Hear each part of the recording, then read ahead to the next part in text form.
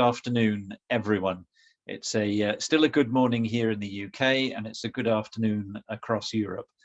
Welcome to the European Marketing Confederation's webinar entitled European Marketing Agenda 2021, Looking Back and Looking Forward. My name is Professor Jonathan Beacon, and welcome to my home here in South Wales in the UK. I'm Professor of Marketing at the University of South Wales, and I'm also Vice Chair of the European Marketing Confederation. And it is a pleasure and a delight to welcome you to our webinar today. In February 2021, we launched the findings of the agenda, and at that time we had a good discussion about what they were and what the outcomes were likely to be, and the impact of those outcomes on us during this last year. Now, I think we will all agree that the last 2 years have been some of the most testing periods for professional marketing that any of us are ever likely to remember. And we looked at those outcomes, and we had 10 key areas for action which came out of the agenda. I'll just run through them as a way of just looking back at what they were. So we had customer experience management, purpose-driven marketing, CRM, sustainable marketing, return on marketing investments, organizational change, including diversity and inclusion, direct-to-consumer strategies, MarTech, creative leadership, and data management. And our conclusion of the agenda of 2021, as I said, launched in February this year, was that it wasn't a case of one or the other, X or Y, but it was a case of X and Y. And today, what I'd like to do is to revisit those issues, those areas, and take a look at how they may have changed and what may still be pertinent to us. And to do that, we have 3 leading marketers to share their thoughts on 2021. And so Sandra's been busy whizzing through the slides. Sandra, if you can go back to the first slide for the EMC, just to remind everybody what the EMC is about, that would be fantastic. Back again, please. Okay, and back again. Yeah, so the EMC, the European Marketing Confederation, in a nutshell, is this. We are a strong peer-to-peer network of like-minded associations, where knowledge and experience is shared throughout the network for the benefit of professional marketers and the marketing profession throughout Europe. And the EMC believe that high standards of professional integrity are key to the success of our marketing profession. So we are about developing, setting and maintaining standards within the industry. And we see that as a vital part of what we do here at the EMC. And part of that peer-to-peer network and sharing of experience and thought is indeed now our annual agenda, our European marketing agenda. Next slide, please, Sandra. So the agenda for today, next slide, please, is pretty simple, really. My introduction, which I'm halfway through, and then we're going to have our 3 key speakers. Catarina Barradas, who's Brand Global Unit Director at EDP. We're going to have some thoughts about sustainability from Gemma Butler, who's the Marketing Director at the Chartered Institute of Marketing in the UK. And we're going to have further thoughts about diversity and inclusion from Clare Kemsly, Managing Director at Hayes Marketing, also here in the UK. And we're going to have those presentations back to back and then come together in a roundtable plenary discussion. And what we're asking you to do, please, because there is quite a number of us online today, rather than coming on to sound and camera to ask your question, if you can place those questions in the chat box. And then as moderator, I will attempt to bring those questions together in some sensible format and ask our speakers to comment on them in due course, and if they so wish. The plan is that this session and this webinar will last no longer than 90 minutes, and I will keep you to time on that, so no worries there. Next slide, please, Sandra. So when I approached our speakers to speak at this webinar, I posed a question. I asked Catarina, Gemma and Claire to think about partly the outcome of our Agenda 21 and those areas that I've gone through, those key areas of action, and also to think about what may have changed during the last year and to highlight those changes, and particularly from their own practice perspective. So I think, Sandra, can we have the next slide? Okay, so this is, I've mentioned a little bit about this, about some of the outcomes for the from the Agenda 21, and I'll talk about the Agenda 2022 before we complete our webinar today. Next slide, please. Without further ado, can I introduce Catarina Barradas from EDP to talk to us about repositioning the energy transition, the EDP Challenge Tomorrow Now case study. Catarina. Hey, thanks a lot. Sandra, can I please share my presentation instead? It would be easier for me to be... Yes, please Yeah. go. Yes, okay. Thank you. You have to stop sharing your presentation. I've paused mine. Okay. I shall. All right. So let me share my screen. Hold on. Are you seeing this? Yes. Okay, great. Hold on. Okay.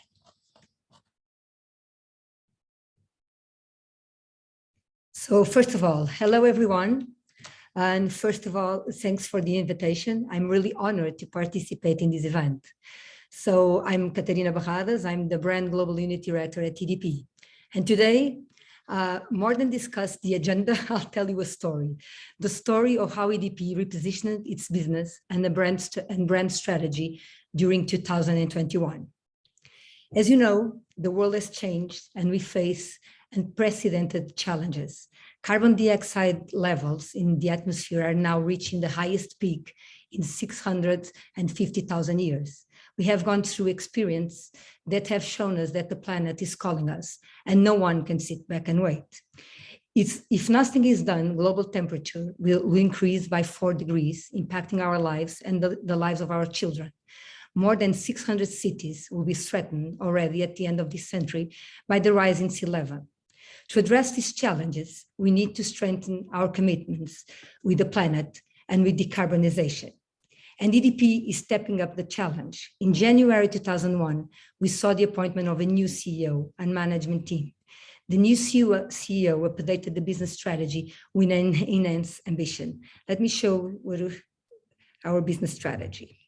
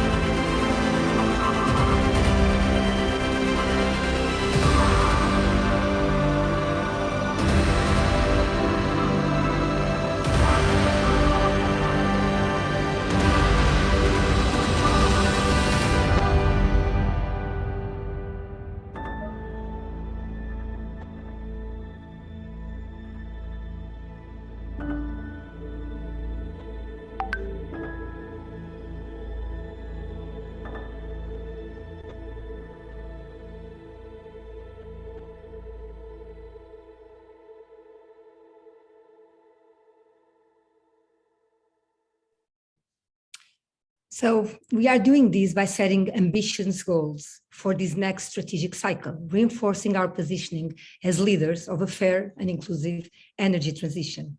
That's why early this year, we announced to the market a bold and ambitious plan that comes with an ambition to become coal-free by 2025, just in 4 years, reinforcing an accelerated path towards decarbonization, and the anticipation by 20 years of our goal to be 100% green, which means that by the end of this decade, we only produce energy from the power of the wind, the sun, and the water.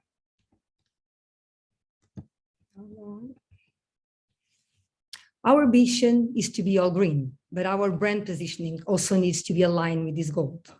So we are also stepping up on the way we present ourselves and communicate externally. So as you can see, this is our official corporate logo since 2011 that can still be seen on our physical assets, such as stores, corporate buildings, official documents, groups, fleet, sponsorships. And as you can see, the main colors are red and black, which are not fully aligned with the sustainability values EDP wants to transmit. Therefore, we implemented a few adjustments. First, leaving red behind. We started to use more the monogram version of the logo to reinforce a clear and up-to-date brand positioning, mainly through communication assets such as external and internal campaigns, events, and website. More recently, and to strengthen our green strategy, we started to apply the white version of the monogram on green backgrounds through social media. And this is just a start. Now it's time to tell you how our brand started to embody EDP's strategic goals and business narrative, our story, a story that starts with this new signature, Changing Tomorrow Now, a signature that is in English because we are a global company now present in more than 20 countries. It's a global claim to unite and embody this message across borders. Is born from our strategic plan, where we said EDP will harness the wind, the sun, and the water to become 100% green by 2030 and accelerate our efforts across all ESG dimensions for superior long-term value creation. With a clear meaning: changing because we are pioneers and delivers, tomorrow because we work to build a sustainable future, and now because it's urgent to anticipate the targets. Let me show you.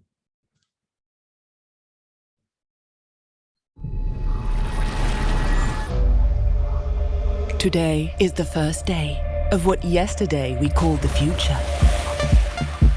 It's inevitable. And like the future, unpredictable, unstoppable. But there is one thing that we know: we're changing it now. Taking action to build the tomorrow we want. A new energy on the planet. More inclusive, shared, greener. It's in our hands. You can only change the world if you can change yourself. If you can find the will, the know, and the how. Because that's our story. To always discover a new ambition. EDP is using the power of wind, sun, and water to be 100% green and to support those who today are already changing tomorrow. EDP, changing tomorrow now. So we are not telling our story alone, and it is embodied by a set of creative and business projects. First of all, let me present you the EDP Atlantic mission with Francisco Lufinha. Let me give you a quick glimpse on this. So, powered by the energy of the wind, the Portuguese kite surfer will cross the Atlantic solo on a kite boat. Francisco, who is already a world record holder, has the ambition to break another record by completing this mission and to raise public awareness to ocean conservation and the power of renewable energy sources. Lufinha's audacity and ambition also remind us of the path that EDP has taken across borders, one that has made us truly global company, albeit our Portuguese DNA. From wind, the story then moves to water. Water was one of the first elements to mark the history of EDP. And in terms of communication, we saw the opportunity to use this element to link our tradition with our commitment to future generations through the creation of EDP Surf for Tomorrow, a mentoring program for young athletes in a water sport we have been endorsing for several years and is quite popular in Portugal, which is surf.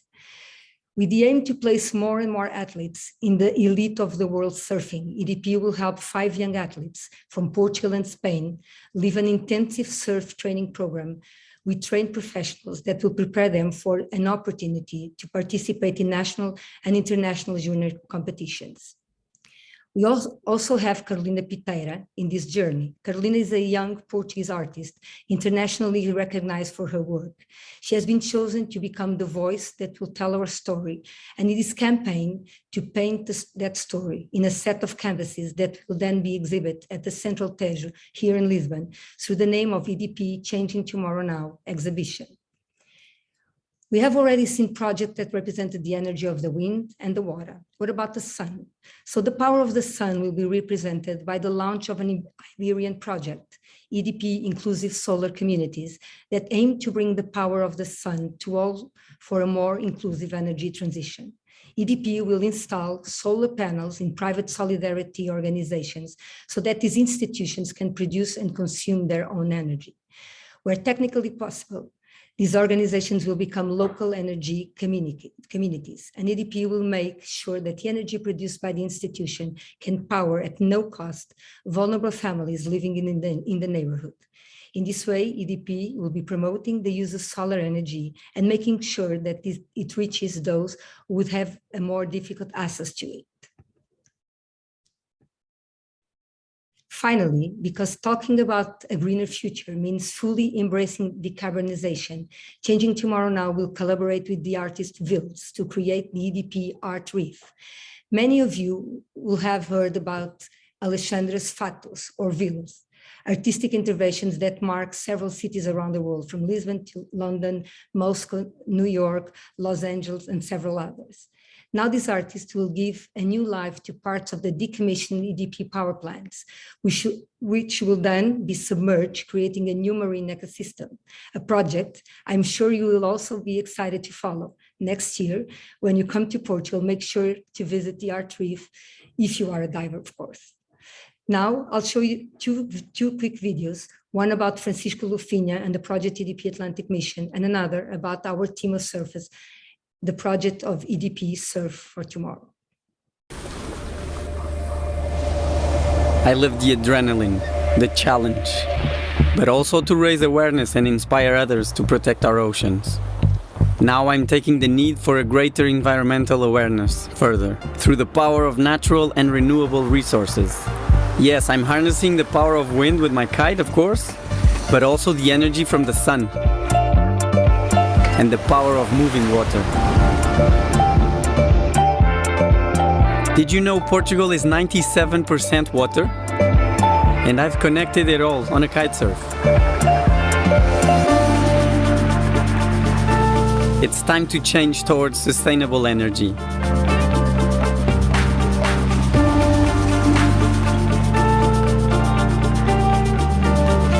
If I can make it in these extreme conditions, then we all can.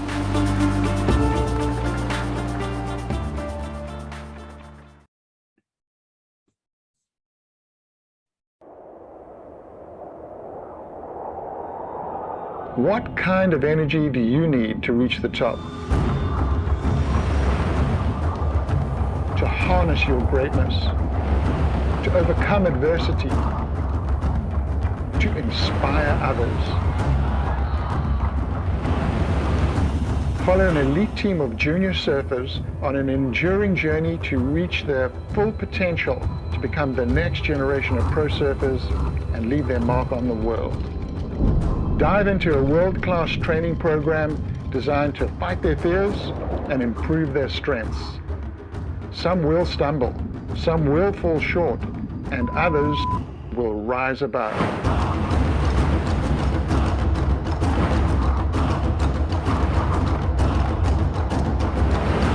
EDP, Surf for Tomorrow, the documentary. So we'll make this team grow, bringing this project to Brazil and adding 2 Brazilian athletes very soon. So just as important as delivering on, our ambition is to share it with everyone and making sure all stakeholders and our people understand, support, and are inspired by our vision to strengthen our objectives to become one company, one brand, and one culture. Continuously keep to lead on energy transition while addressing innovation, sustainability, and social impact. We are also inviting everyone across the globe to act now for the future of our planet and for generations to come. We'll keep endorsing projects that help us tell our story and spread our Changing Tomorrow Now narrative across the globe. Expect to hear from us very soon. Thank you. I'll stop sharing my screen, okay, Sandy? Yeah, thank you, Catarina. Really very interesting case study. Thank you so much for sharing that with us. And it answers or speaks to, doesn't it, one of our 10 key areas of action, which was the purpose-driven marketing that we found that was coming out of our Agenda 21 outcomes. And I think it'll be quite fascinating to see if that continues through to our 22. I suspect we may see some of these areas actually being accelerated or highlighted yet further with stronger actions behind them in the 22 agenda. So thank you for now. Just a reminder to our participants, we would clearly encourage you to ask questions of Catarina and our other speakers, and we're going to ask you to put your questions into the chat box, please, and then at the end of the presentations we'll have a plenary and a roundtable discussion about that. Next on my list, it's a pleasure to introduce and to ask my friend Gemma Butler from the Chartered Institute of Marketing, if I could only say it, to speak about sustainability in marketing, yet another one of the areas that were key areas for action in the Agenda 2021. Gemma. Hello, and thank you for inviting me today. I think it's fair to say, as I think has been mentioned numerous times, that we're facing some of the biggest challenges of our time. And, you know, these challenges aren't new. They have been around. We have known about them for a number of years. However, they've reached a size and level of urgency that we can no longer ignore. And with each one, there seems to be a very much an important role that marketing and marketers need to play in either addressing, communicating, or thinking about different ways and solutions and innovations on how we can tackle these huge challenges that we face. And, you know, play to our skill sets, and, you know, sustainability is no different. So sustainability was unsurprisingly identified as one of the key issues on the Agenda 2021 report from the EMC across Europe by CMOs last year. And not only is it the biggest challenge that we face as humanity today, it has also no doubt accelerated, and businesses have been placed firmly at the center of it as the catalyst for driving change. Now, sustainability is complex, and I'm not going to go through all of the various elements on this slide, but I think this really does give an overview of the sheer breadth and complexity of the challenge. And we know it will require action from world leaders, governments who just had COP26, businesses of all type, and society if we are to meet the targets that have clearly been set out. However, amongst this collective effort, business, as I said, is being put firmly at the center in order to drive change and being seen as the leaders of change. So what has changed over the last 2 years? Well, first of all, there has been a significant shift in power for the stakeholder chain. It's no longer all about shareholders. In fact, any of you that are familiar with Edelman's Trust Barometer, that is highlighted last year, the 2021 Trust Barometer, that employees are now the most important stakeholder group, more than 3 times higher than shareholders. And this is really important because this is why diversity and inclusion, which is what Claire is going to talk about, is so critical to progress and ensure that we do make progress and we do take action and we do implement change where it's needed. Also, you have consumers. Consumers now want to engage with more sustainable brands, which is hugely positive. But this is not just about simply selling products that are more environmentally responsible. There is an urgent need for us to change the behaviours that marketing has effectively shaped and break our unhealthy relationship with consumption. And then there are the investors. More and more investors want to see sustainable development plans before investing. And this is where, sadly, businesses take the most notice because money talks. And I recently interviewed the CEO for the UK Sustainable Investment and Finance Association for my podcast. And he spoke about how there is much more understanding by investors now on what sustainable business looks like. And through their position of active ownership, they're asking to see climate plans, they're asking to see climate targets, they're asking to see equality and diversity plans, and they're asking to see pollution and water plans to make sure that the businesses they are investing in are adding value for the longer term and looking at the longer term strategy. And that's really, really important as we move forward, because all of these stakeholders now have a really, really important part to play. So what's marketing's role in all of this, and why is it so important that we use our skills and powers for good? Well, I think if we're all honest with ourselves, marketing has played a significant role in getting us to where we are today in terms of the issue. We have driven consumption levels to an all-time high, leaving behind us some unmanageable levels of waste. We've shaped societal behaviours. We've made shopper journeys easier. That's our role.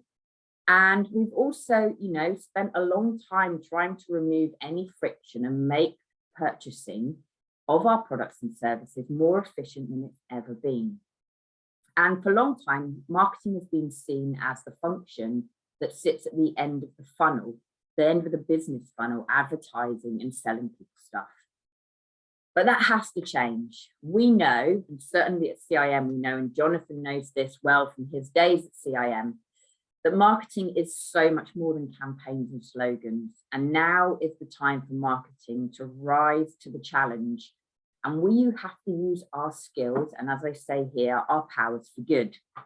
We have to shape new behaviours. As I said, we've shaped the behaviours where we're driving consumption and we're driving, levels of waste. We need to use social marketing. If you think about what marketing has done for smoking and what marketing has done for obesity, we need to use those same skills to break our unhealthy relationship with consumption. We need to create new ways of working and new ways of thinking, all the innovation and ideas that come out of marketing. We need to really champion things like the circular economy, which is a real critical and key part. And we need to use our voice and our reach to educate, inspire hope, and change behaviours. And we need to get back to the heart of what marketing is, which is about rethinking our approach with a more sustainable lens. And we need to deliver what customers, employees, and society want. And as I mentioned earlier, the stakeholder chain has changed, and they do want to engage with organisations that have much more of a focus on the environment and how it's more about people, profit, and planet. Now, I believe sustainability is actually going to accelerate and act as a catalyst for changing conversations, for changing relationships within organisations, and really take marketing back to the core of what it is. So where does sustainable marketing impact? Well, in 2020, we saw marketing's position elevate across the world, where organisations turned to marketing when they realised the importance of brand strategy and communication. CIM's own CMO 50 report and the inaugural edition of the CMO survey, which was a UK pilot ran off the back of a very well-established and well-respected US report, both highlighted that marketing leaders had fed back that the role of marketing had increased significantly in importance over the year of the pandemic.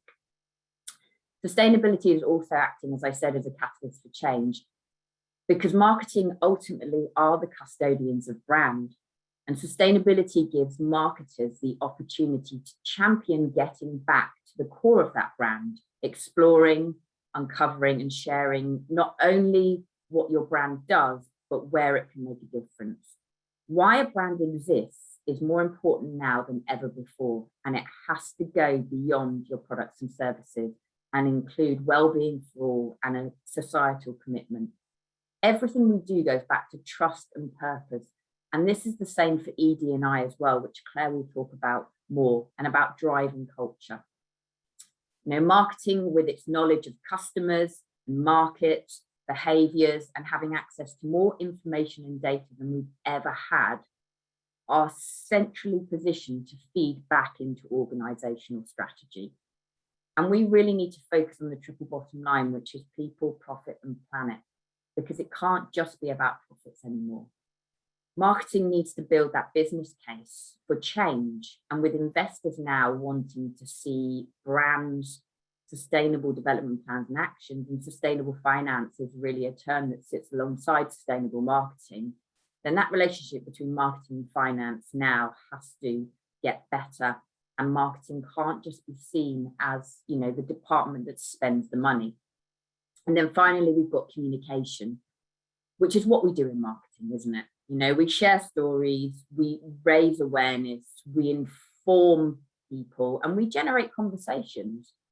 However, we do need to be aware of greenwashing, and we do need to be aware of purpose washing. And this is something that's being called out across social media, as I'm sure you'll have all seen, across the media, and also across governments. You know, regulation is now coming through. In the UK, the Green Claims Code has just been announced, which is the Competition Markets Authority are launching this new regulation from January 2022. And that will see legal action being taken against organizations. So, you know, with that coming, marketers have to be more aware than ever before of what's happening. And then there is the importance of internal communications. Don't forget the importance of communicating within your organizations. Again, marketing as a function should be across all different parts of your organization, sharing as much internally as we do externally. You know, purpose, objectives, progress need to be shared and brought in by everyone, because again, back to the stakeholder chain, employees are the most important part of that stakeholder chain, and having a diverse number of people within your organization will enable a more consistent and collaborative understanding. It will drive and implement change faster if you communicate effectively internally. You'll be able to educate and mobilize everyone within the organization, and you'll really get an understanding of what your employees want. But also it allows employees to align their values and vice versa. You know, many employees are now looking at their own values and applying those to the organizations they want to work to.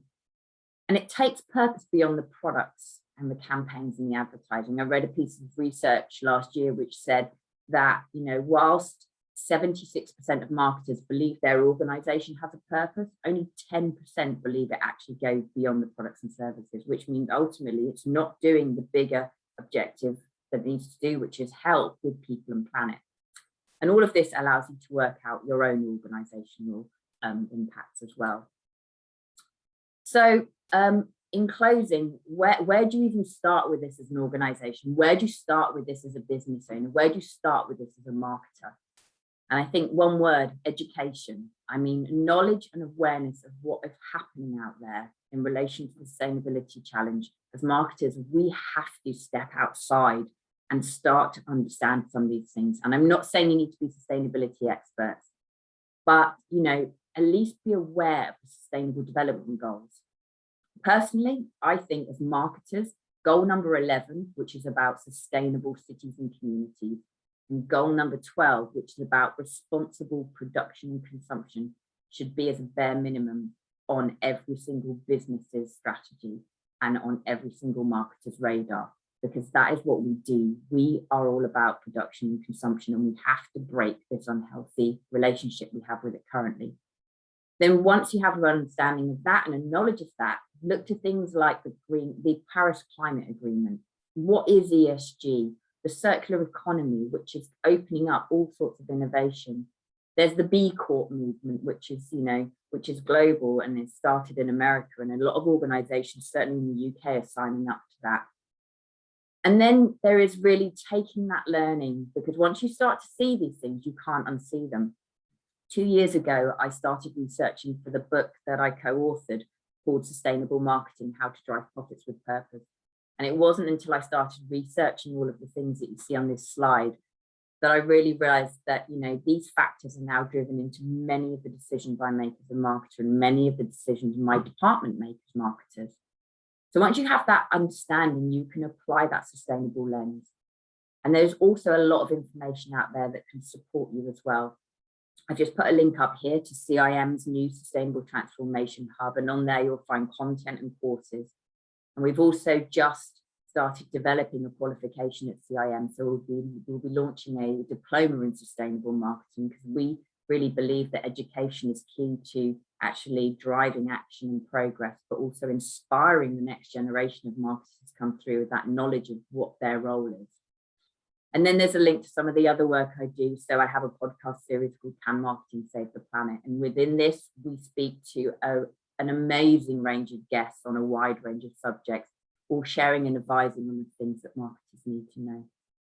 I think the marketing really does need to take the lead and is central to the change, given what we do. And we really need to turn to our skill sets and see how we can use our powers for good. Thank you very much. Gemma, thank you so much. Thank you for your insight. I think it's just interesting in passing, before we come to Claire, just to say that in recent times, the last maybe year and a half with my postgraduate students, it is quite interesting to see how the attitude towards brand development around sustainability has really changed. And credit to you, and this is an unashamed promotion for your book. Credit to you for writing what I think is probably the finest textbook currently available for anyone looking to develop a brand strategy around sustainability. I'm sure we will perhaps come back to that during our plenary in a short while. So we've looked at brand strategy, which was part of that purpose-driven marketing, one of our key areas of action from the 21 agenda. We've looked at sustainability, sustainable marketing, and now I think with the help of Clare Kemsly from Hays Marketing, Claire is managing director at Hays, we are going to look at equity, diversity and inclusion in the workplace, and from no doubt a marketer's perspective. Claire, over to you. Thank you, Jonathan. Can you hear me? Yes, fine. Excellent. Welcome, everybody, and thank you very much, Gemma and Catarina. Super interesting dialogue and interesting thoughts that we all need to percolate on, I guess, in the world of marketing today. And just referring back to your 10 points on the agenda for action, Jonathan, really, we've talked about sustainability today, we've talked about creative leadership and purpose. Really, none of this can exist without genuine ED&I. So 2020 saw ED&I rise at the priority list, as we've talked about with sense of purpose and with sustainable marketing over the last 2 years. Big conversations are being had across the globe, and throughout the EMC marketing agenda, which you referred to, Jonathan, in 2021, there were numerous challenges highlighted, such as employer branding, new working structures, culture, and inclusive leadership. Management and diversity all fall under ED&I. Organisations honestly need to listen and take action if progress is going to be made. And just like sustainability, data privacy and regulation, businesses need to be seen to be acting on ED&I, not just giving it lip service. Claire, if I can just interrupt you, sorry to interrupt. It may be me, but I suspect not, because I think I've just got some messages coming in on the chat box. The sound quality is is very poor at the moment. Is there any way we can clean that up at all? Is that better? Whatever you did, if you could do a little bit more of that, it would be really good. Is that better? That's really clear. Thank you very much. Okay, thank you. Thank you for sharing that with me. So each year, there are key days and campaigns such as National Inclusion Week. In the UK, we have Black History Month, International Women's Day, Pride, and a host of others. Individual organisations given an opportunity to demonstrate their support and prompt discussion around major Indian confederations.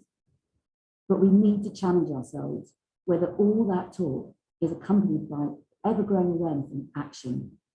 In this latest edition of our annual report, which I'm delighted to share with you today, we look at really, is the talk leading to action, and is it really making a great difference to individual and brands?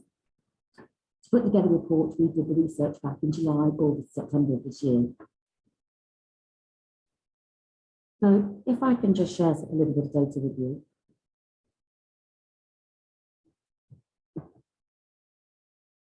Across the UK, overall, employers were more confident, 55%, that their ED&I talk translates into real action for their employees. The employees though, only 44% felt the same. So this 48% that disagree is disappointing. Less than half of all the people who spoke to marketing believe that real action is taking place. Against the context where the benefits of ED&I at an individual and an organisational brand level are increasingly clear and understood, 62% of marketing, PR and comms professionals say their employer talks about the importance of ED&I in their workplace, but only a third believe their employer combines discussion with notable action. So in short, the amount of talk is not being matched by action. Without talk of equity, diversion and inclusion rings hollow. Without action, a lack of action may even draw assumptions of indifference on the part of an organisation to improve ED&I. And if we recall some of Gemma's comments earlier, individuals, marketers, comms individuals are looking to work with a brand with a sense of purpose and sustainability, but none of that is going to ensure and be possible without genuine ED&I in the workplace. So what groups do you feel that equal opportunity is possible? We did some more research and looked actually at some more data around those individuals. This is a very disappointing slide. I have run several round tables with key decision makers in global businesses over the last 3 months, and we don't have time today, but this slide we could talk about for a very long time. These groups do not feel they have an equal opportunity to succeed. Looking at the full survey results, when asked to consider their own organisation, our respondents felt these following groups did not have an equal opportunity to succeed. 43% from a different ethnic background, 34% of women, over a third over the age of 50, and nearly a quarter of those with a disability. These were the overall results. But if we look more closely, how do marketers feel? How do marketers and communications experts feel about their opportunity to succeed? Under half of marketing, PR and comms professionals overall do not believe people from all backgrounds will have an equal opportunity to succeed in their organisation. Close to half believe there will be equal opportunity in 5 years or beyond, whilst only 9% believe this will happen within the next 5 years.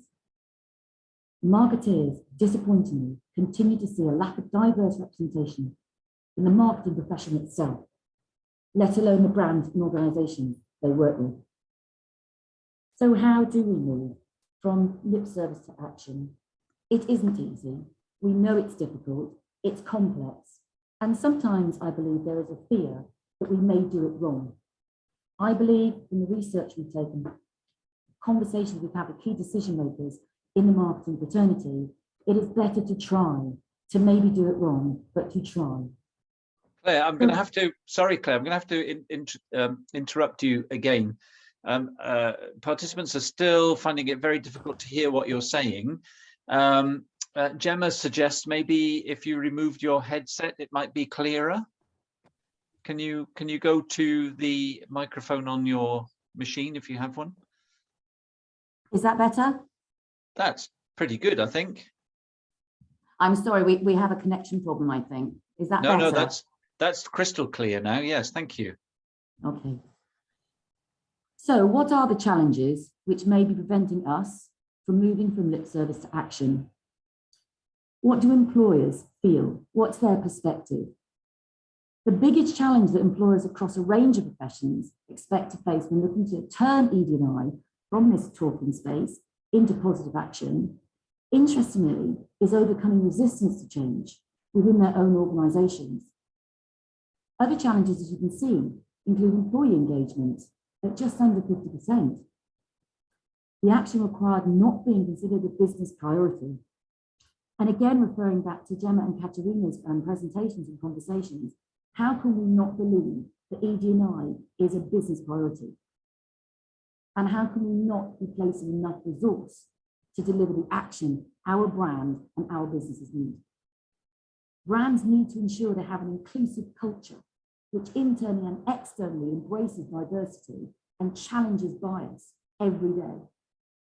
It's widely reported in previous reports that we can share data with at another time, that there's a lack of diverse representation in the marketing profession, particularly in the C-suite. It's a real issue. Marketers are truly cross-functional within an organisation, and they need to use their relationship building skills and communicate effectively to help shape and drive the culture of the business, to raise awareness, to build trust, ensure engagement, and drive the right behaviours amongst their employees. So how do we feel as marketers in communication from an employee perspective? We want our training for our managers and ourselves to be greater and invested in. We really want the organisation's ability to attract and recruit from those particular minority groups that feel they don't have the opportunity to succeed. And if I can remind ourselves about the data on that very second slide we looked at, you know, those over 50, women, those from ethnic minorities, our voice from a marketing and commerce perspective is very strong. And we are saying we do want our organisation to look at how we recruit, how do we attract those people in our organisation, which we know will ostensibly have a brilliant impact on our brand internally and externally. And to work with other organisations to recruit from a diverse talent pool, there are so many organisations out there we can ask for support. We at Hayes, we're a global organisation, as you know, we've just started working with BYP, Black Youth Professionals, because we are very aware that we need to be reaching the BAME community in a wider sphere across the world. They are hugely supportive, and we're learning with them as we go along. Marketing has a role. Marketers, as Gemma said, have had their voice amplified. A lot of organisations I deal with, I would say marketing has been catapulted into the boardroom in the last 18 months. We now have a moment to navigate this challenging environment. Marketing's got a frontline role and is responsible in some ways, I could argue, like on many big issues, as being the function that guides the brand. They work for the brand to ensure that what goes out doesn't miss the mark, offend, but is improved. And Gemma touched on the CIM Chief Marketing Officer 50 report that highlights actually that externally we are custodians of the brand, and therefore reputationally, from a raising awareness of high profile societal issues back into their organisations so we can make informed choices. We need to make sure that the image that our campaigns project is reflected of the society we live in. Everything, frankly, ladders back up to purpose. We have some recommendations, and you're welcome to have the full suite of slides here, which have some further detail on the slide deck. But from an employer perspective, so from a marketing comms, key decision maker, looking at my own team, looking at my own brand, I need to get a better understanding of data. And I need to communicate what I'm doing in my brand if I am doing good work within ED&I. We need to expand and promote our flexible working opportunities So we can reach some of those minority groups that feel they are unable to bring their whole selves to work in an environment and in a brand they choose to work with. We must support our team with training, and we mustn't shy away from getting expert help when we need to. There is so much more out there to talk about today. And actually, from an individual perspective, from a personal ownership perspective, we need to be comfortable sharing our data. Maybe that's an interview, maybe that's looking at our team, maybe that's doing internal pulse surveys, which we've started doing internally in Hayes across the globe. We need to show our employer that we do trust them. We need to feel that value. We need to be comfortable sharing who we are. But equally, we need to speak up and get involved. And as Gemma talked about in her sustainable marketing, and Catarina alluded, that sense of purpose, that sense of change, we need to speak up as individuals. We need to belong to the networks. We need to become allies within our organisations to those parts of the organisation that are trying to do the best they can to improve the ED&I as a whole, as a business, but individually we can make a huge difference. I'm an ally to our Pride network in Hayes, for example, and I'm on a committee that's talking openly about the menopause in business. Every small action we individually take opens up the possibility for change.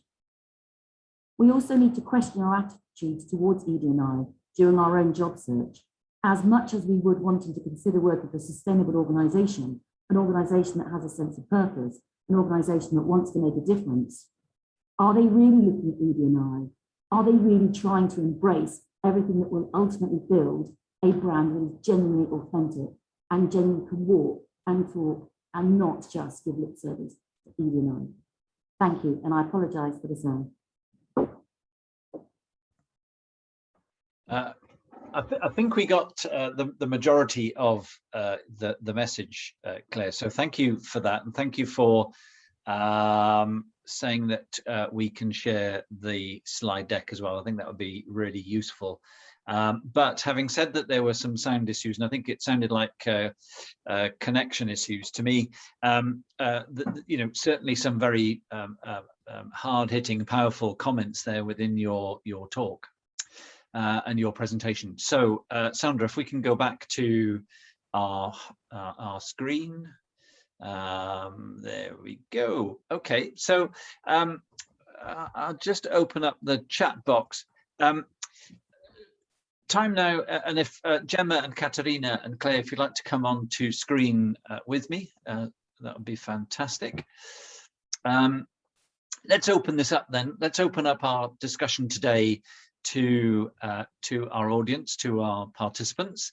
The three of you covered interlocking areas, and that I think was one of the key outcomes from last year's European Marketing Agenda survey, where those 10 things that I ran through earlier on don't sit in isolation. They are intertwined. They are related so much to each other. So we had the customer experience, we had the purpose-driven marketing, CRM, sustainable marketing, return on marketing investments, organizational change, including D&I, direct-to-consumer strategies, MarTech, creative leadership, data management. They're all interrelated. And thank you so much for your presentations, because I think that really came across very strongly that there's a relationship, an interrelationship amongst these things. So let me start by asking you as a panel about the changes that may have happened. I'm not going to try and make this a biased comment, but have you seen in your practice and in your experiences, have we seen an acceleration of change in these areas over the last year? And do you sense that that's going to be accelerated for marketers to have that problem of managing that into the near future? I think absolutely there's been an acceleration across all of these large challenges, either because of time or because of society not going to put up with it anymore, and using their voices. So absolutely. And I think for marketing, from my perspective, the reason marketing is got such a large role to play is because, you know, we are involved in the communications, aren't we? We are the custodians of the brand. We protect our brand reputation, but also, as I said, we put the communications out there. And David Attenborough himself said, you know, that the sustainability challenge is now a communications challenge. And I think if we apply some of that to what we saw as communications coming out during the pandemic, it really did highlight the fact when you get the communications wrong, then a lot of stuff can go wrong off the back of it. So I think marketing role and marketer skill sets are what we require, because I believe we've lost a lot of the soft skills, and I don't like calling them that, but you know, communication skills really do need to be pulled to the front of what people do and how they communicate with each other. So do you think then, Gemma, just as a follow-up question to that, do you think that we have become as a profession slightly seduced by data rather than the ability to have those soft skills, as you said? I think we've been sort of seduced by the what. So we look at the what all the time, but we don't look at why, and we don't, you know, and then there's just been this ongoing sort of progressive ramp up of just selling, consumption. And then we look at how do people consume, and let's take away the friction here, and let's do next day delivery, and let's give free returns, and let's do everything we can to just drive that profit. And I think that has to fundamentally change now, and we have to look at how we've shaped behaviors. And I always use the example of smoking, where we would effectively, you know, we sold people cigarettes through advertising when smoking was cool, and we didn't know the dangers of the health. And then we've moved to a more social marketing, where now, you know, certainly in the UK, cigarettes aren't even on the shelves anymore, you know. And I think that's a real prime example of what we need to do as businesses now. Not only think about the products that we sell and how we can make them better and more environmentally responsible, but the behaviors that we want society to have, that, you know, in dealing with business. And I think business probably needs to look at what its role is as well in society now. Yeah. Catarina, you know, your presentation, your case study around how your organization, I guess, has, I mean, have they refocused around that concept of a purpose-driven marketing brand strategy? Is you know, and because I'm interested to know where that came from. What was the push to change to become that purpose-driven kind of organization? Where did that come from? Well, when we updated our business strategy in the beginning of January, that came with the appointment of the new CEO and a new management team. So we decided that it was obvious to us that we should align our communication, marketing communication, and brand communication with the business strategy. And the business strategy is very clear on our goals. So we're going to be all green by 2030. So that's why we are looking at our logo right now that doesn't convey our, you know, all green strategy anymore. And even the project and all our sponsorship strategy, we need to align that with all these movement that we are doing in the business, because it's a movement in the business and the brand has to be aligned, and our culture needs to be aligned. So there's a lot of things going on with EDP right now. We are a global company, more and more global. We have a lot of business around the globe. So we need to bring all that together in one narrative. And so we need to be coherent, one culture, one brand, and one narrative. And of course, our business as an utility business, I mean, the main goal, I think, that we've been seeing in all these conferences, COP26 was really clear. The electrification of the economy is completely, it's the main focus to reach the environmental goals that we need. So we as an electrical company, we have our main focus is that. So by anticipating the European goals on 20 years, so instead of 2050, we are going to be all green by 2030. This is a path that EDP has been building over the ages, because we've been really strong in the renewables. So we don't need to do a big shift in our business. We just invest more on the renewable side. And so, yes, so for us, it's clear that the brand needs to align this. It's all these purpose-driven. We have a lot of projects on social impact.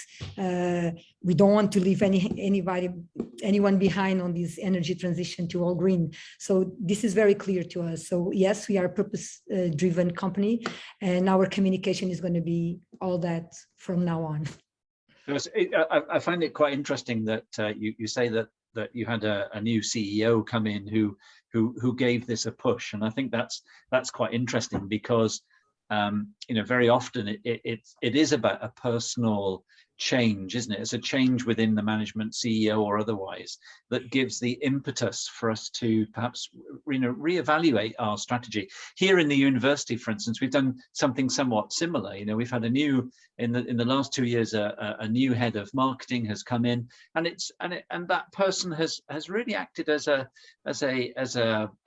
influencer on all things that we do around our marketing and brand strategy. So I find that quite interesting from your perspective too. From big well, it's a path that we've been, prior to this CEO, it's a path that EDP has been doing.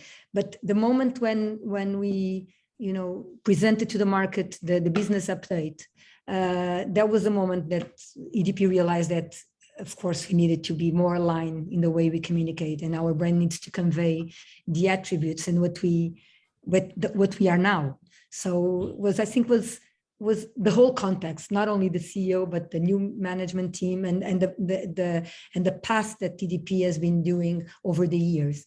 And of course, when the time starts to move very fast, and sometimes I think companies need to stop and look at this, at the brand. And I think what happened is that maybe COVID helped, and all this change that happened in our lives help us to stop and focus on the brand strategy and look at it with the different eyes and align that with the business strategy. That's all we're doing. I'm absolutely sure you're right that COVID made a good number of us stop and take account of what we were doing, how we were doing it, and it's also, of course, changed the way that we do business, forever, really, hasn't it? I'm fond of using a quote from Lenin, who said, sometimes it takes 20 years to change 2 years, and I think we've seen 20-year change in 2 years. We've accelerated forward. Claire, again, fascinating set of slides from yourself about diversity and inclusion and equality, and I sense, just speaking to people here in Wales, organizations here in Wales, that there is an absolute war for talent at the moment.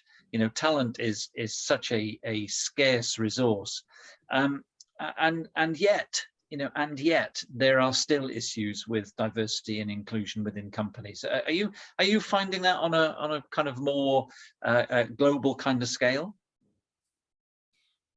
I think there are two things. I think in marketing, as I say, I think following on from Gemma's statement, have definitely catapulted into the boardroom, the committee room, or a public service organisation or a global business, which is great because it's where it should be, at the heart of every business. But I think there are two challenges. One is that to your statement, business has changed forever. It's really interesting how many organisations are now beginning to request that their employees return on a 5-day basis. I'm super surprised it's happened so quickly. So two things are generated from that. One is that instantly maybe excludes some of the sectors of the workplace that we've been talking about, because there are challenges around people potentially being in an office 5 days a week. And equally, the point about the skills shortages, yes, there is a huge skills shortage. The biggest skills shortage at the moment in marketing is data and analytics. And it's interesting because, again, you have touched on that point about, have we been a bit blinded by the data? The challenge we have is we have the data, we don't have the insights. And the ability to find the insights from the data is going to improve your customer experience. It's going to improve, I believe, your authenticity of your brand. And so that in itself is a challenge. There is a shortage of those skill sets. And as IBM said 6 months ago, you know, most businesses went into sort of hyper digitalization phase in the last 18 months. They thought they heard the voice of the customer, they thought they were doing the right things with the data, but it transpired they weren't really hearing the voice and they weren't able to respond to that customer need. So it's a very complex place at the moment, as Gemma and I often speak on our conversations. There's not one or two things, it's thrown all of it into the mix really. But yes, there's a skill shortage. Data analytics is the technical skill in short supply. But as Gemma touched on, the soft skills, which Gemma and I both don't like that word, but communications is right at the top. We can't, there is such a need for great communicators in marketing, but it's never more so than now. And that is fundamentally because of the way we are interacting, I suppose, with each other as consumers, as fellow beings and as customers and representatives of brands. So communication skills. And the other skill set that's very difficult to find at the moment is the ability to actually adopt change in marketing. We've all had to adapt, as Catarina alluded to, we've all had to adapt hugely in the way we work in the last 18 months, but that doesn't necessarily mean we've adopted change. So I think particularly in the marketing and comms arena, we have to think about if we have had to adapt, have we really adopted that change and is it for the good of our business? Because when we look at some of the data on Media and I, we are falling back year on year in lots of those areas. And that data is so disappointing. And we've had, as I said, many round tables, Jonathan, with very senior marketing directors being very open about how externally they are focused on Media and I, but actually internally as a brand, they're probably not. And if you think about how we feel as individuals, you know, we are finding it difficult to place the great talent in some of those businesses because they genuinely want to see an authentic investment in not just sustainability or a sense of purpose, but equally ED&I. Yeah, interesting comments. Your sound quality has not improved, I have to say. So I do apologize. No, it's great. Actually, it's great when you're speaking much closer to the microphone. Let's go back through the speakers then and ask you a simple question, which it will no doubt be quite tricky to answer.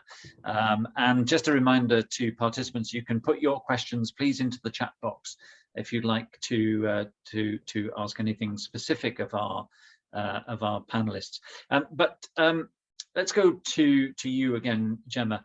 The simple question for you all is, you've got online today, we've got senior marketers, CMOs from across Europe representing probably nearly every type of organization going, I would imagine.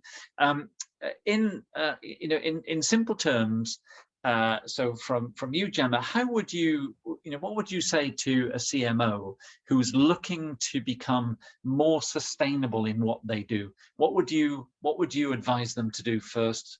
And to move towards being a sustainable organization? I think first piece of advice is don't try and tackle it all because it's so vast. You'll just probably end up running from the building or wherever you are. Really focus on it in terms of tackling one thing at a time and actually making progress and having plans. I think another thing in relation to sustainability, as I said in the presentation, is having an understanding and awareness of the broader picture and what's happening out there. I think that's absolutely critical. And then, we in a lot of the talks I do, we talk about the importance of sustainability being led from the top. I mean, if it's not led by if your senior leadership team aren't bought into it, then it's going to be, a real struggle. I mean, I've had numerous conversations with organizations where actually employees themselves have really driven that conversation up through to the leadership team, but it really does need the leadership team to embrace it in order to make change happen, quite frankly. So I think, don't take it all on at once because it's too big. Lead from the top. And understand it. Take some time to really understand, not be an expert on it, just understand what's going on out there. I mean, you can't get away from it, let's face it, in the news and across social media. So there's no excuse for not knowing that it's happening. Claire, ED&I, how are we going to, what would you advise organizations to do to implement better strategies around that? It's a bit, following on from Gemma, it's where do you start? Because you can do lots and lots of initiatives, that end up being just lip service. So I would say that you need to understand your current data, you need to understand your current mix. If you, unless you can understand the diversity profile and the sentiment of your current employees, you don't actually know where your challenges are. So I think encouraging your current employees to feel confident and with enough trust and value to share their data, their own personal data, and capture that anonymously, then you can start to have a bit more of a lens on where your challenges might be. The perception of ED&I challenges are often wrong. There's often organisations that are doing a lot more in a much more positive way, but they don't communicate it, for example, with their employees. So their employees don't know what's happening. So I would say from an employer and employer perspective, try and encourage your current employees to share with them so you can have a picture of your diversity, a genuine feel for the sentiment of your current business internally, and then look at how we can influence that for positive change. Thank you. Catarina, I'm in an organization. How am I going to change my brand? What should I do? Well, first, it has to be a collaborative process. It should be top down, of course, the initiative of doing it, but then you have to hear the organization and then make strategic people to be engaged in this process, people that they will advocate what you want to your brand to convey.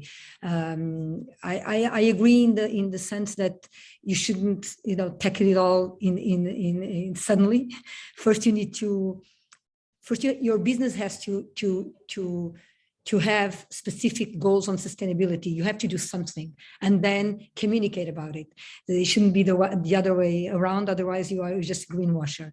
So first align your business in sustainability with clear measures, and then start to communicate. And I think it always works better inside out when you have your people engaged, your culture engaged and aligned, and then start to putting the message out. But first, have your business and your people with you together with clear measures and clear behaviors that people should follow and advocate. And then after you have that, you can start communicating to the exterior. Yeah. Good. I've over the years done some interesting work around this concept of firms of endearment. Where firms become less traditionally focused around profit making and more about profit sharing. And I think this in all three presentations today, I think I certainly heard a lot of the phrases and comments that I would expect to find in the work around firms of endearment. So I would no doubt persuade everybody to go take a look at the work around firms of endearment. We have a question from Chris Daly from the Chartered Institute of Marketing. Chris, because we don't have a rush of questions, I don't know whether you'd like to just pop up on screen and ask the question personally rather than me reading it out. Thank you, Jonathan. Well, first of all, just to say many thanks to all the speakers. I thought it was really interesting. It made it clear that change is the number one on the agenda. And ultimately, I'm always sort of, why is this time different? I think Gemma touched on that earlier on in one of her earlier answers. But I was thinking, is more regulation inevitable to try and make sure that this change actually happens this time around, even though we can see the consequences of it not happening already in front of us? And the second part is about how important it is for the various governments, we have lots of different countries on the call, how is it important for the various governments to provide that leadership? Or will it rely on business and marketing to provide that leadership for them? I thought that was, Catarina, I thought your presentation was amazing. I mean, gosh, when you see such professionalism and such ambition, you think, gosh, in business, you trust that will happen, whereas I'm not sure whether that trust is in. I don't know how other governments are handling this desire for change or need for change. So, Catarina, let's come to you, as Chris mentioned you. Is more regulation inevitable to try and make sure that this change will happen? Are we going to be pushed by regulation, or are we going to be pushed by governmental action, or is it actually, are we going to be pushed by those people that we used to call customers? I think the three of them. I think it has to be a collective movement. No, really, because if customers won't do it by themselves, I mean, customers will push the organizations to do it, but then we need regulation, and we need we need organizations to look at it seriously.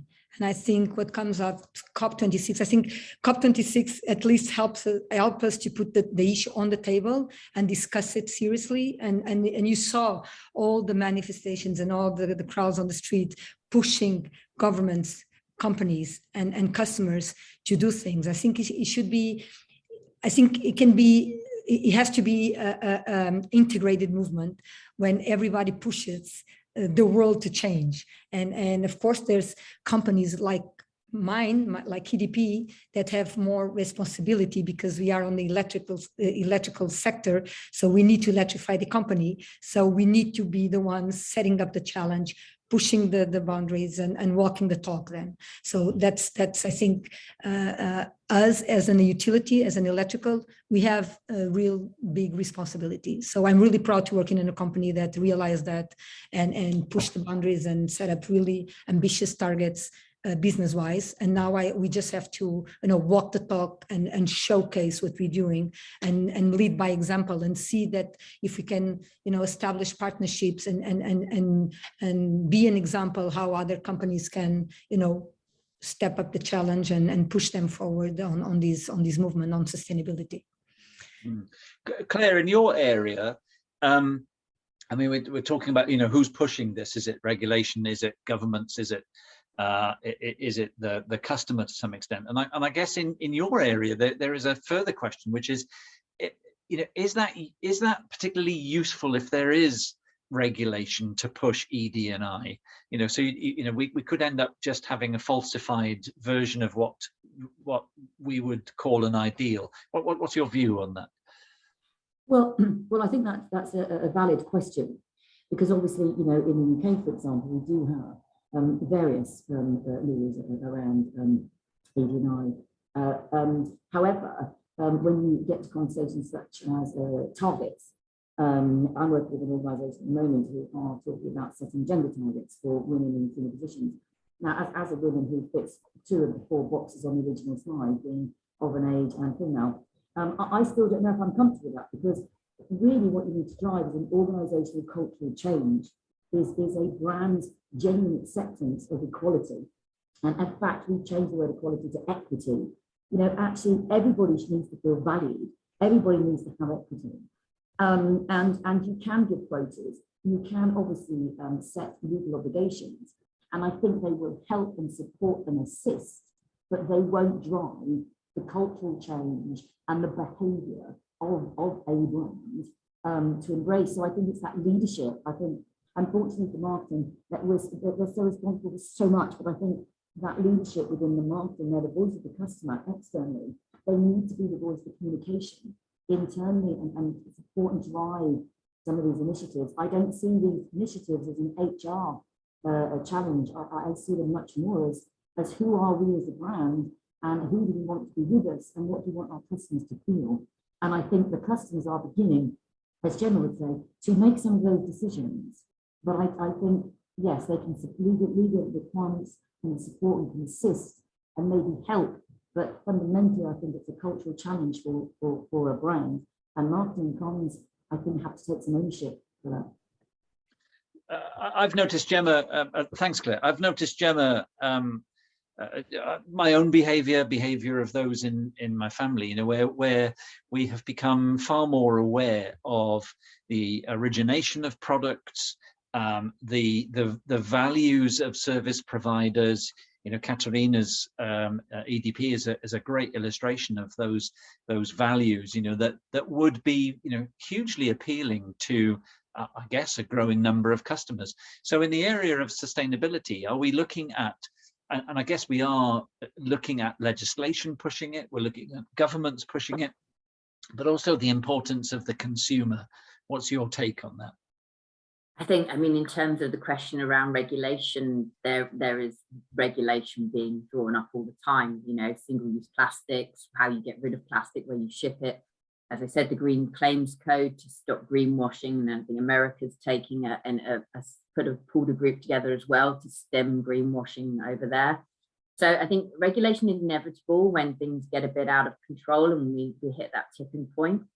I think in terms of the question around how important is it for governments to provide leadership, absolutely it is, but we have a fundamental trust issue, certainly in the UK, with our government, and trust across the world. If you look at Edelman's trust barometer, is at the lowest point it's ever been, and actually businesses and CEOs are being looked to take on societal issues. And again, no secret that some of the world's biggest organizations have more power, influence, and money than all the governments put together. So, you know, business, whether it likes it or not, has put its hand up for this to drive change. And we talk to society all the time, and we are part of society, you know, and we need that, you know, that diversity of people within business to give different views.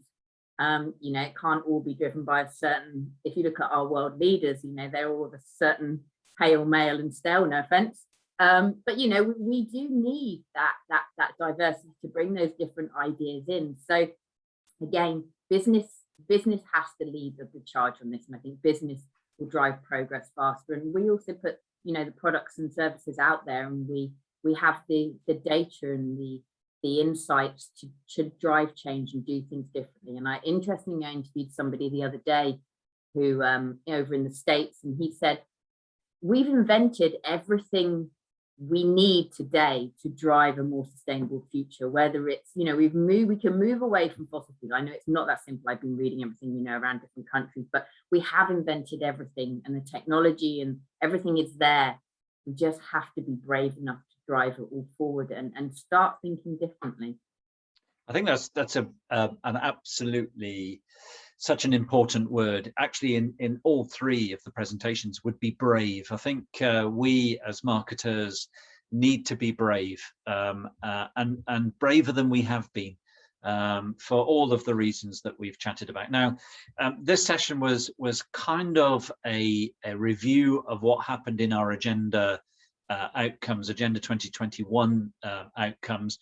We're going to be looking in a few minutes before we conclude today's session at the Agenda 2022 survey.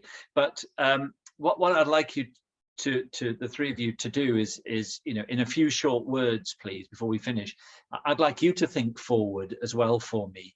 And can you identify, you know, one or two big things that you think is going to be impacting upon the marketing profession in 22? What's out there? What do you think is going to come and grow in its importance, or come and surprise us? Claire, start with you.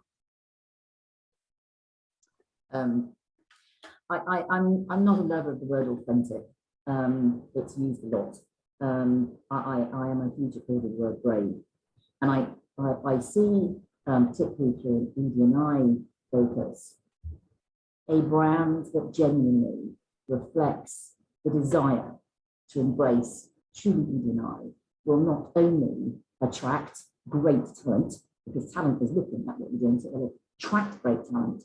I think they will also build a longer, sustainable relationship with their customer base, who are becoming more and more educated, and as you said of yourself, more and more aware and more able to decipher the good and the not so good. Thank you. Gemma. I think alongside brave, hope, the word hope. We are the storytellers in marketing, and we tell the stories, and I think we need to just tell the stories that give people hope, and also the, you know, the want and I guess, what's the word, to be able to know that we can do this if we all pull together. So I think, you know, marketing has a huge role, and we need to also be able to balance people, profit and planet. Absolutely. And final word to you, Catarina. Turn your microphone on, Catarina. No, the sustainability is going to start to be a commodity in the way you communicate. So I think the big challenge that we're going to see in 2022 is how companies differentiate themselves in this, digital world and make their voice come out in a sustainable. There's sustainable storytelling. So I think that the big challenge is how we differentiate ourselves in the way we position ourselves as a sustainable companies, that more and more everything's going to be sustainable. You're going to hear about sustainable events, sustainable brands, sustainable business. So that word needs to find a new meaning and new stories to explain and help the business differentiate themselves in this, in this scope of sustainability. So I think that's a big challenge, because I think all the trends that we've seen in 2021, they're going to keep, just developing. Video marketing, hybrid events that reach more and more people, all the digital, the way we communicate digitally, but the way we're going to have to tell our sustainable stories, that's going to be the big challenge, I think. Otherwise, it's going to be, everything's going to be sustainable and nobody's going to notice brands. Yeah. To the three of you, thank you so much. Very, very powerful comments. Lots of things to think about. Thank you for attending and presenting at our little webinar today. So formally, I'd like to thank Catarina Barradas from Global Brand, or the Global Brand Unit Director at EDP, for her comments on brand strategy. To Gemma Butler, Marketing Director at the Chartered Institute of Marketing in the UK, for her thoughts around sustainability and for writing one of the best textbooks you can buy on sustainability. And also to Clare Kemsly, Managing Director at Hayes Marketing in the UK, for her thoughts on E, D and I. Fascinating, all three of you. I wish we had more time. We don't.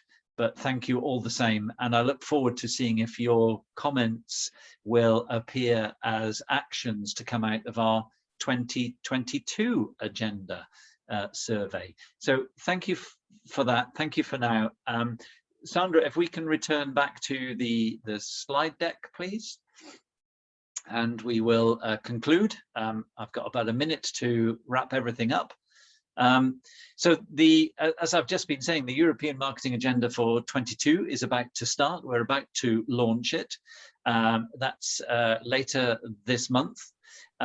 We will do a comparison piece of research from CMOs across Europe.